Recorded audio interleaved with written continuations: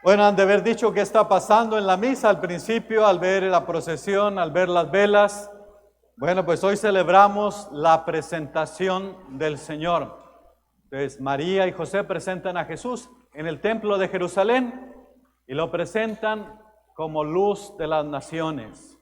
Entonces, Él es el que viene a traer la luz al mundo, a hacer un lado, a dispersar las tinieblas del mal. Entonces, con la presencia de Jesús, un nuevo reino empieza. El mal tiene que ir saliendo poco a poco, como también en nuestras vidas, al conocer a Jesús, la oscuridad va saliendo. Cuando uno tiene encuentro con el Señor, esa oscuridad va saliendo, ¿sí? Y hoy también, pues, le damos la bienvenida a, pues, la Flama de Amor, que es una devoción que tienen al Inmaculado Corazón de María. Según la promesa en revelaciones privadas, que esta llama de amor se dispersará en todo el mundo, y una bendición muy grande para todas las familias que reciban esta llama de amor. Entonces también les damos la bienvenida.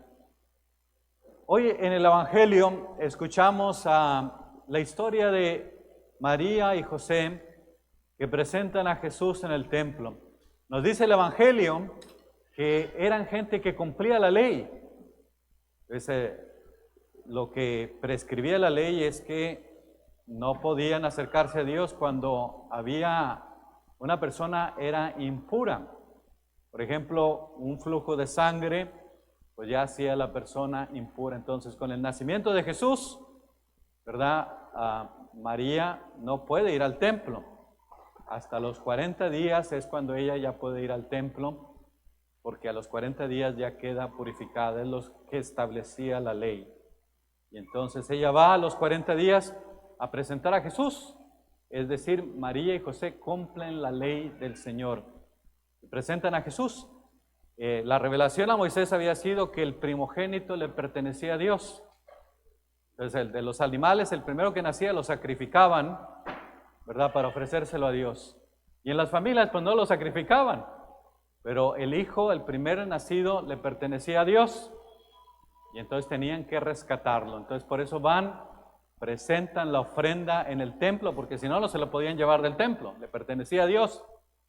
Entonces presentan la ofrenda 2 palomas, ¿verdad? Que esa es la ofrenda de los pobres. Entonces la familia de Jesús era una familia pobre.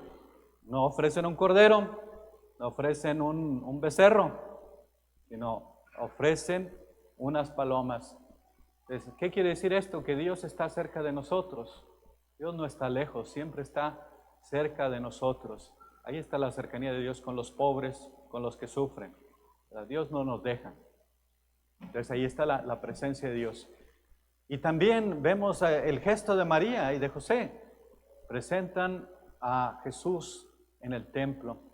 Muchas veces los padres tienen sus sueños sobre sus hijos y a veces lo expresan y dicen: yo quisiera que mi hijo fuera doctor, o yo quisiera que mi hijo fuera esto, o que mi hija fuera esto otro.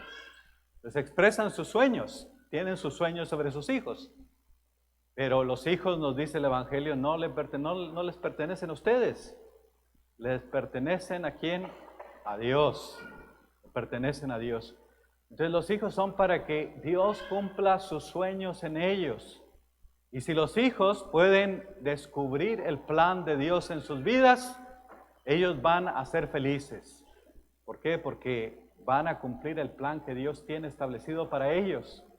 Van a cumplir con aquel plan y van a encontrar la felicidad, la realización personal.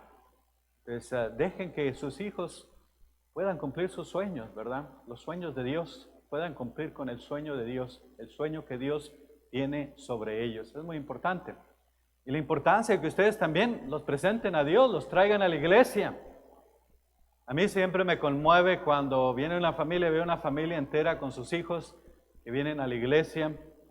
Es muy bonito ver ese gesto de que la familia está acercándose a Dios. O lo que más me mueve, una vez me hicieron llorar porque la estaba viendo cómo venían las familias pues a prestar homenaje a Nuestra Señora de Guadalupe, y pues la manera en que los jóvenes trayéndole flores, postrándose ante Nuestra Señora. Entonces un gesto muy bonito que dices tú, es una devoción bonita, ¿verdad? Signo de que tienen fe, de que aman a Dios. Entonces hay que seguir trabajando en eso. Simeón es aquel hombre que nos dice el Evangelio que es justo y también es una persona devota, una persona que se acerca a Dios. Esa es una persona buena, ¿verdad? Y él por eso puede ver las cosas de una manera diferente. Él es aquel que se deja mover por el Espíritu y lo lleva hasta el templo. Y él puede ver más allá lo que otra gente no ve. Puede descubrir en Jesús al Mesías. Pues es una persona pura de corazón como José, ¿verdad? El esposo de María. Entonces, él es una persona justa, buena, ¿verdad? Que ama a Dios, que es piadosa. Y entonces por eso mismo puede ver lo que los demás no ven. Descubre en Jesús al Mesías.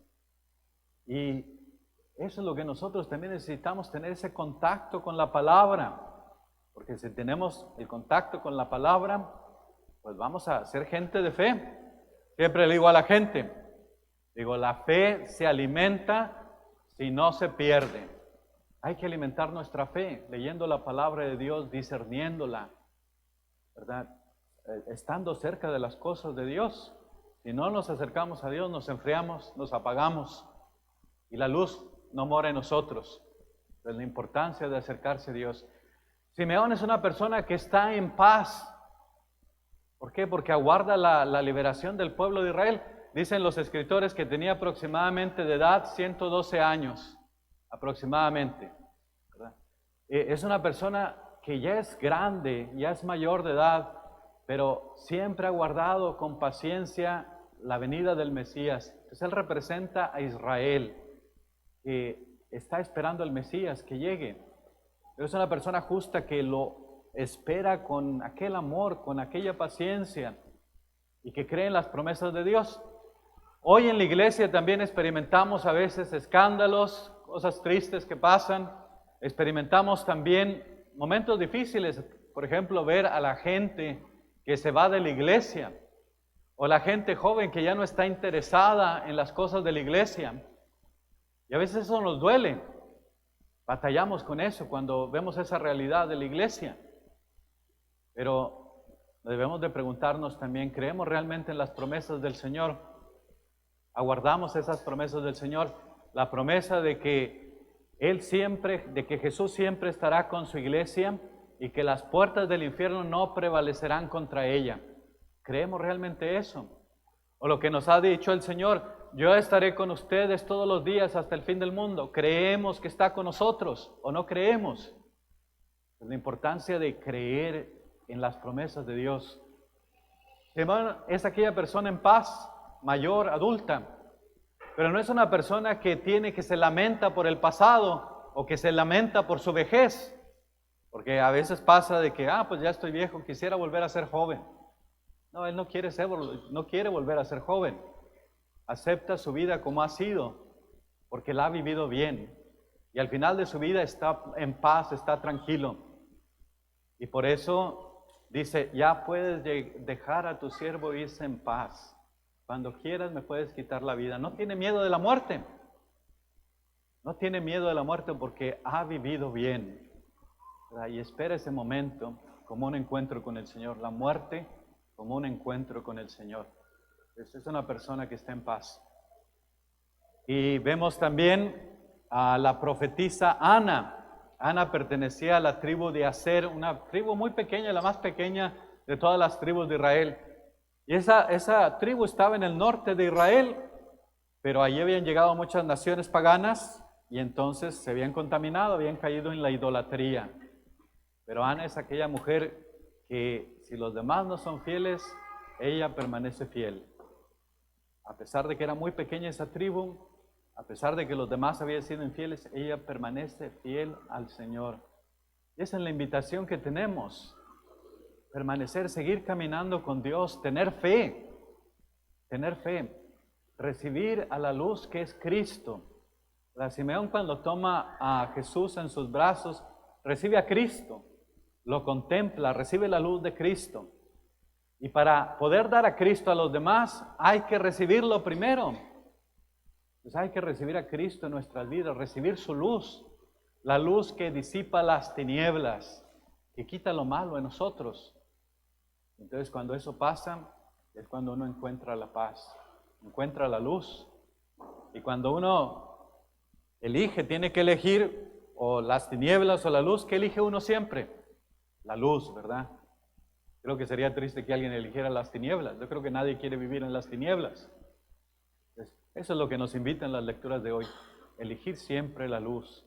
Seguir caminando con Jesús, que es la luz de todas las naciones. Somos hijos de la luz, no de las tinieblas. Y ahí está nuestra llamada. Si escogemos la luz, encontraremos la luz también en el reino que Dios nos ha prometido. Que así sea.